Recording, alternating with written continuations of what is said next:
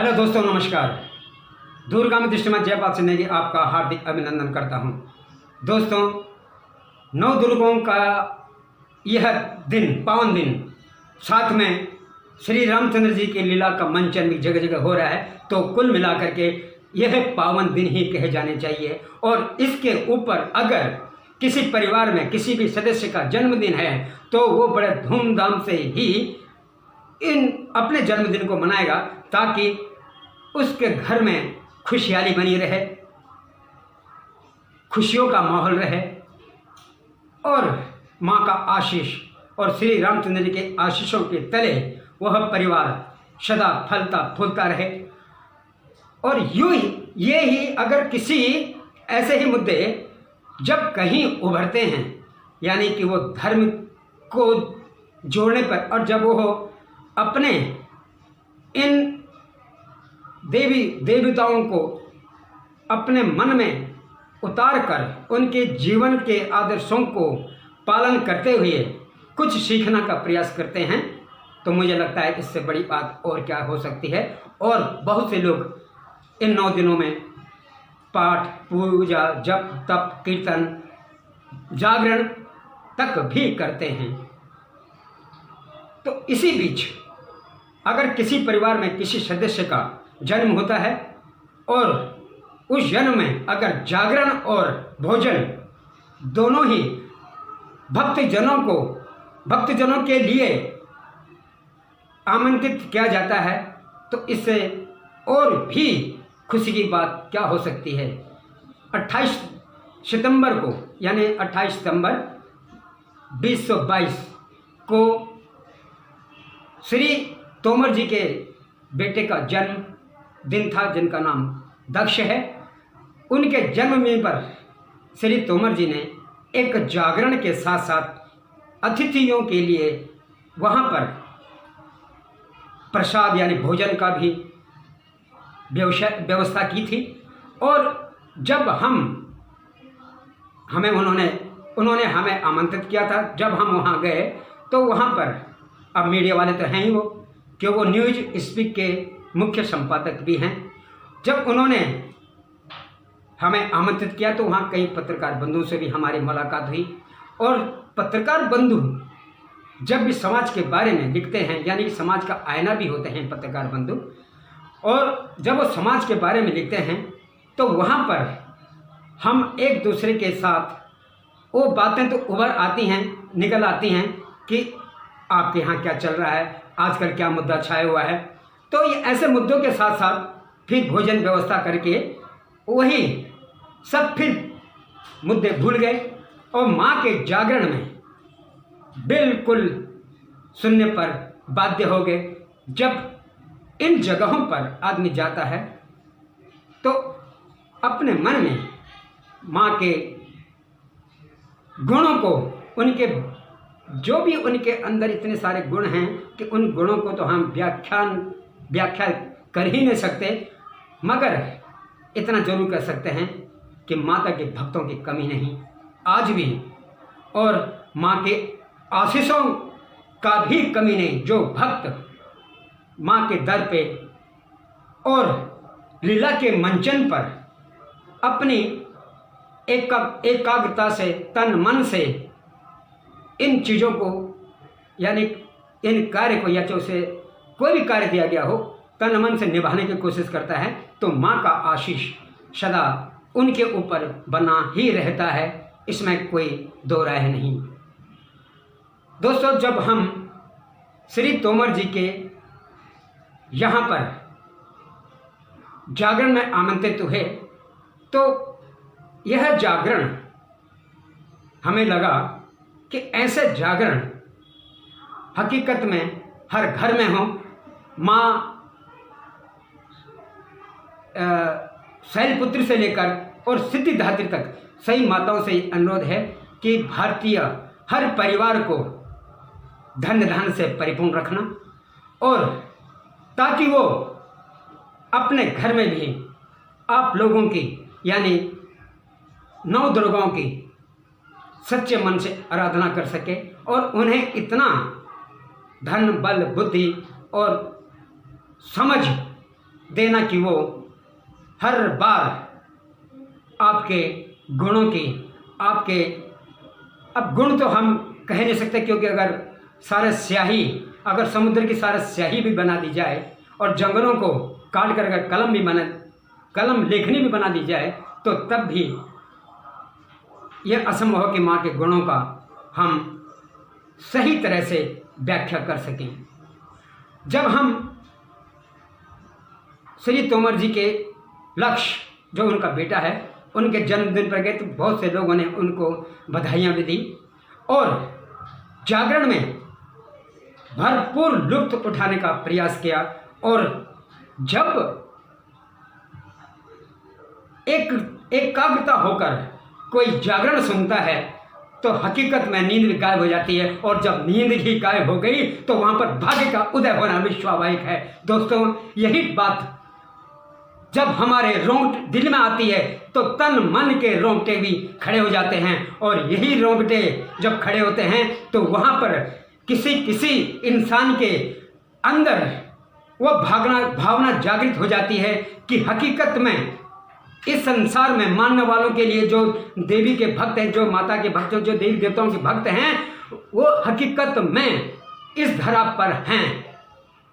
भले ही विज्ञान इसे किसी भी स्थिति में ले जाए, हम बहस तो कर नहीं सकते और हमें करना भी नहीं चाहिए, क्योंकि हर इंसान के अपने अपने मत हैं और हर कोई ये भी नहीं कि हमारे मत से सहमत हों।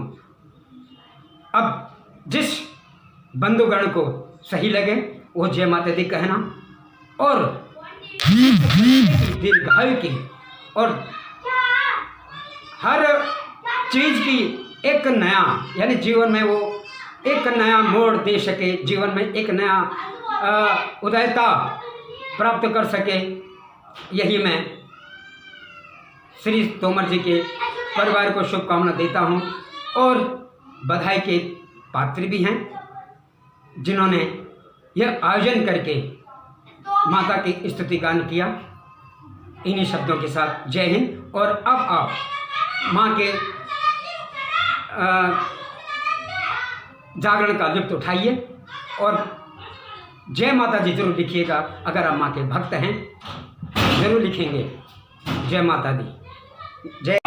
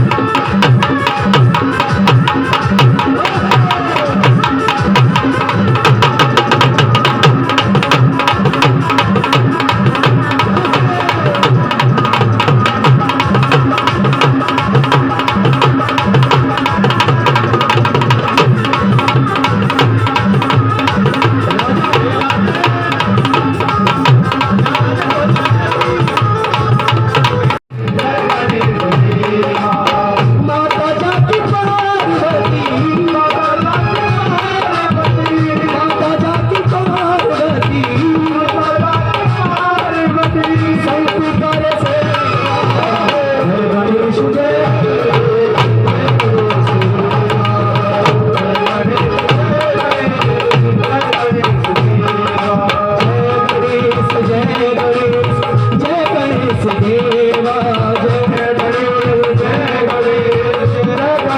देवा राजा की पार्वती पिता महादेवा राजा की पार्वती पिता महादेवा। बोलो हाथ खोले के ताली बजाइए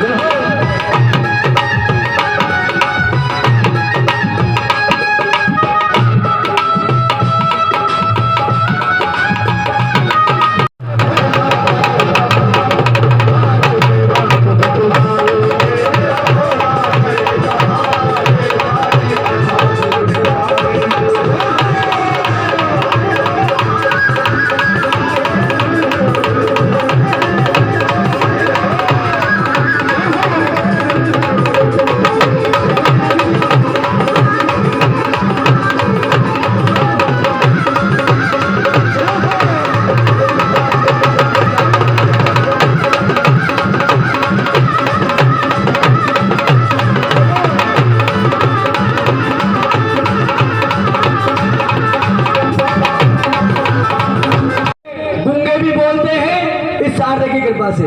एक बार हाथ खड़े करके बोलो शारदे मैया की जय। जय जय जय माँ शारदा मैं धरूं तुम्हारा ध्यान, चार चीज मोहे दीजियो काल कंठ सुर ज्ञान। श्री गुरु चरण सरोज रजी निज मन मुकुरु सुधार, वर्णो रघुबर विमल जसो जो दायक फल चार। बुद्धिहीन तन जान के मैं सुमरो पवन कुमार, बल बुद्धि विद्या देह मोहि हरहु कलेश विकार।